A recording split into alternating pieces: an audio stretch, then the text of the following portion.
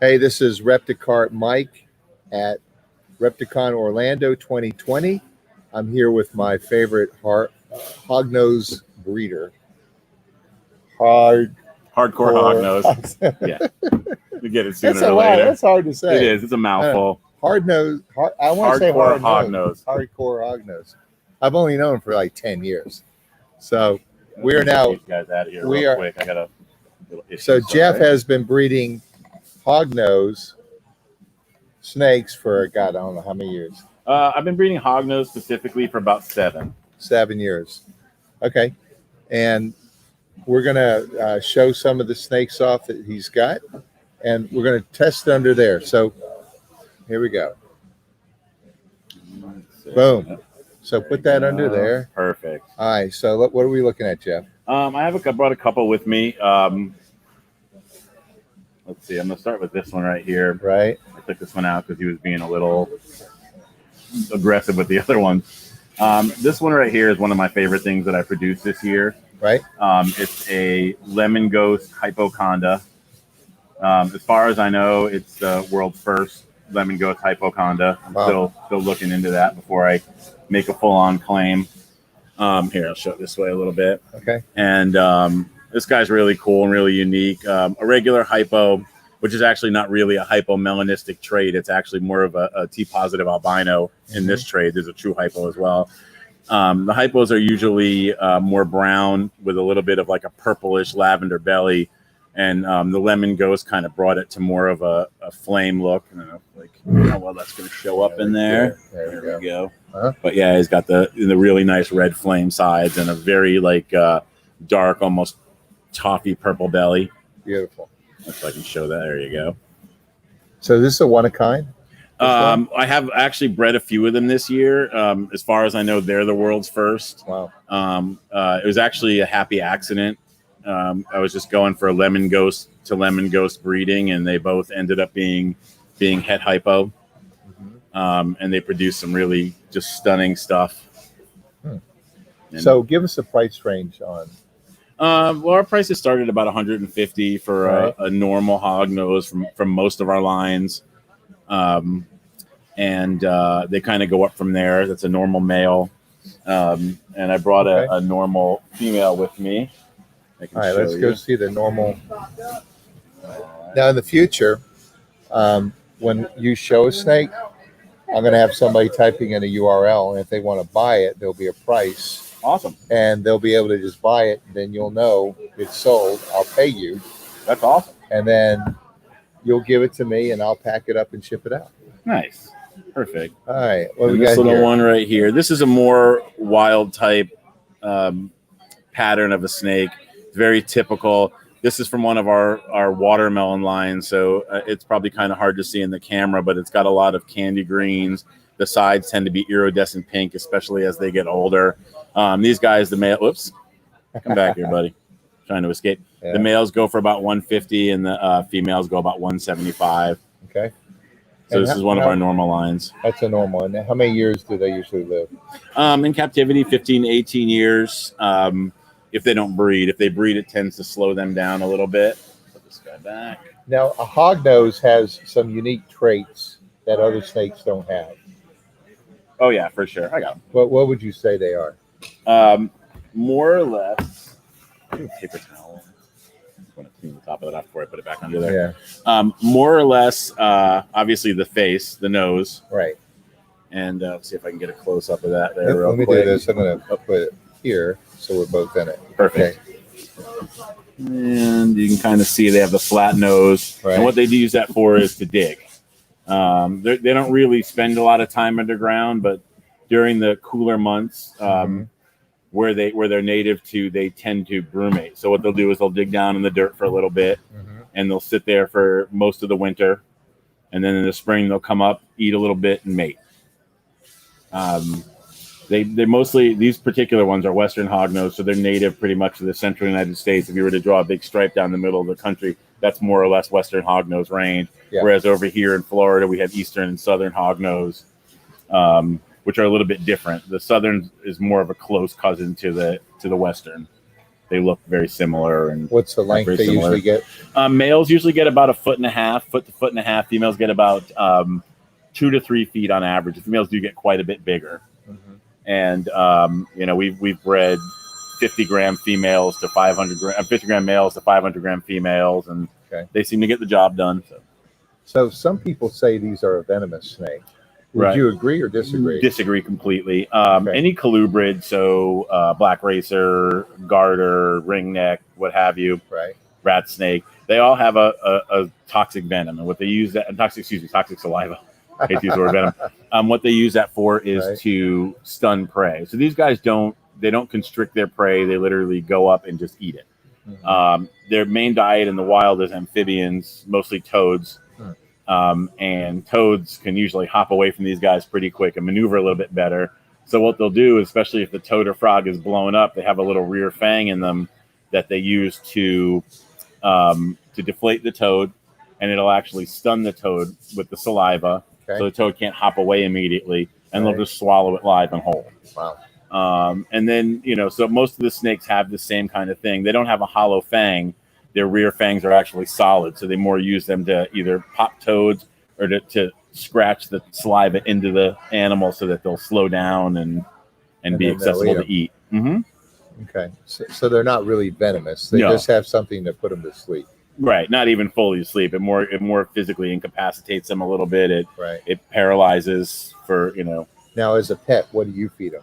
I feed frozen thawed rodents right out of the egg. Yep. Okay. Pinky mice is what we start with, day-old pinkies. If they're too small for those, we'll use mouse tails. I had a few that were hatched about 1.5 grams this year. So we did mouse tails until they were about 2 grams, then pinky heads, then full pinkies. And what sort of enclosure do you recommend for Hognose? They don't require a lot of space. We keep our full-grown males in a 6-quart sterilite tub, which is more or less a small shoebox. That's it. And then we keep our full-grown females in a 15-quart sterilite. It's been a long couple days. It's like Hognose, tub. Right? Oh, yeah, for sure. See you guys later. Which is basically a double-sized shoebox. Yeah. And they seem to do very well on that. When they're in too much space, they tend not to thrive quite as much. In too much space. Right. They tend to run away from the food as it's coming, and it's but so they need to feel safe and secure. Right, then. Correct. Huh. Wow. What's your attraction to these? Because there's so many different snakes out there.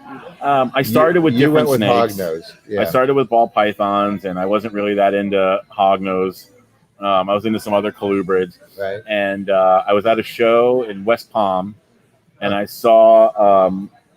This was an albino superconda. So this is an anaconda morph and a hypo and lemon ghost. If you breed two if you breed two anacondas together, you get what's called a superform, which is a patternless. Let me show you one of those real quick. I brought one with me. And I saw one of these in an albino, and it kind of looked to me like a Hot Wheels car. Huh. Because it had the little stripes and everything on it. And let's see. And they have no back pattern, very light head pattern, and this one's an axanthic, so it's a lack of yellow and red color, so it just turns out to be like a steel gray. So I'm going to try something. I'm going to grab that iPad. Yeah, absolutely. And you hold it. Yeah. I'm going to see with that iPad if I can get a better shot. Because right now I'm just trying everything out. Yeah, it's fine. Trial and error is the best way to do it. All right. So, was it frozen from the? Okay. So let me try that. All right. Let's see what we got there. So this one's the super. Okay. It's got no back pattern at all, and this comes from breeding 2 of these together. Yeah. Obviously, these would be different colors than this one. This is from breeding 2 axanthic condas together to get the axanthic super. This is actually my favorite morph. It's super clean. If you see it under really good light, they're very silver, steel gray. I'm picking that up here. The condas in general tend to have a very solid belly. This one's got a little bit of an aberrant belly, but usually they're solid black or solid color, like this one. Where? Where'd it go? There you Oh, go. there it is. Okay. Yeah. Perfect.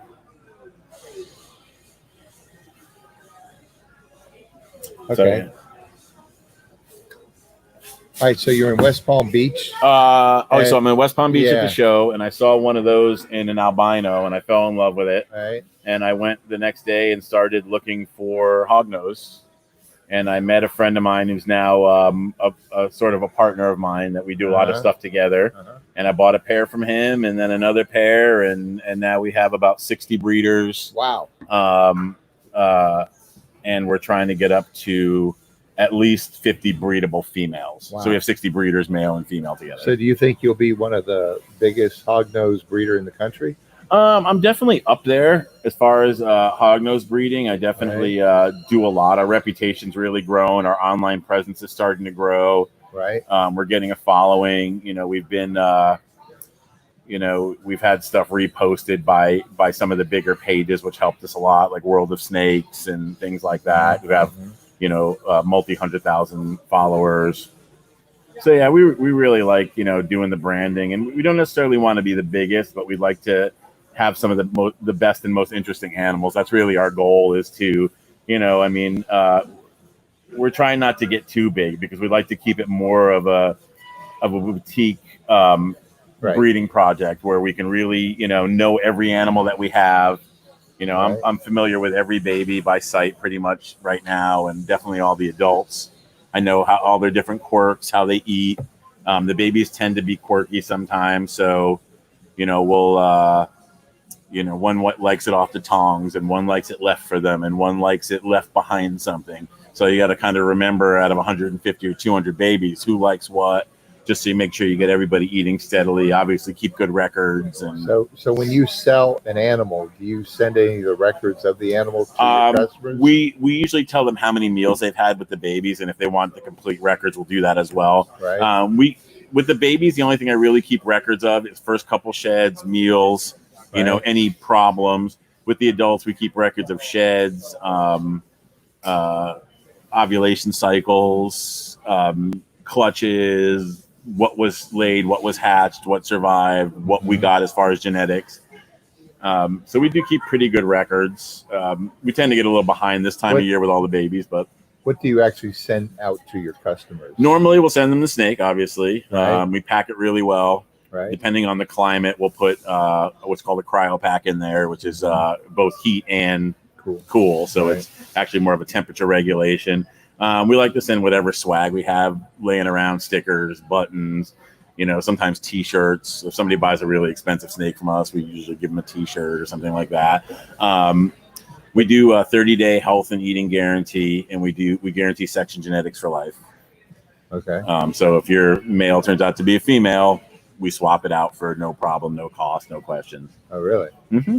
So can you actually sex a snake at this age? Yes, we sex them right out of the egg. The nice thing about hognose is they're sexually dimorphic, so they're really easy to visually sex. This one's a little tougher than most. The males tend to have a long, easy taper tail. Right. But this one, the top of the tail tends to be a little bit more female shaped. So this is about 99.9% male. If I don't know, I'll usually pop them or probe them when they get a little bit bigger. Okay.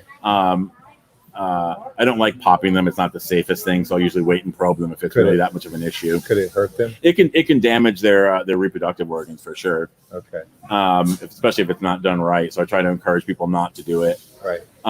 So basically, we look at the tail. I have a female with me too, so I'll show you this one. Okay. This is a male. The tail tends to be a nice, easy taper. So it's a very long, easy taper. There's no sharpness to it. The one that confused me about this particular animal is the top had a little bit of a sharp cut to it. Now this is a female, and you can see the difference in the tail. It's much shorter. You can see those side by side at all. It's much shorter, and the top tends to do a very hard taper. The bottom's narrower, the top's wider, so it tends to taper in like that, like a wedge more than a straight taper. Sure. So normally we'll sex about 99% of our babies right out of the egg. Right. And if there's a question, we'll put them in the questionable category, and then if somebody's it's interested, hardly we'll ever, though, resex. right? What's that? It's hardly ever. Yeah, It's no, questionable. we don't miss much. I think I've replaced one snake that ended up being the wrong gender, and it was, it was one of those ones that we were really on the fence on. It was a good customer of mine. I let her know that I wasn't 100% sure. I said, if it turns out to be a male, Right. bring it back and we'll get you another animal. And that's exactly what she did, and was very happy after that. Now, do you work with a lot of people that have projects? They're trying to create a certain morph. Oh yeah, And for sure. Is that a good part of your clientele? Oh, absolutely. We deal with a lot of breeders. We do a lot of high-end animals, right? Which sell. And then a lot of the higher-end breeding animals are not necessarily visually appealing on their own, but their super forms or what you can make or what they can do to another color is really their value. So, those we sell more to breeders, or we trade for other stock for ourselves. So you're selling genetics at that Exactly. point. Right. Exactly. And we do sell a lot as just pets. Most people come to me and say, I just want a pet. Right. It doesn't matter what it is, as long as it's cool looking and it's not going to, eat my face and, pretty much that kind of stuff. Yeah. So this snake, say, compared to a ball python, personality wise, what's the difference? I like to think that all snakes kind of have their own personality, and they kind of get their own thing together. The biggest difference between ball pythons and hognose is that the hognose are way more active, physically active. They're going to move around a lot more. They're going to, interact with their environment a lot more, whereas a ball python is more or less going to just sit, until you take it out, and then it might sit in your hands.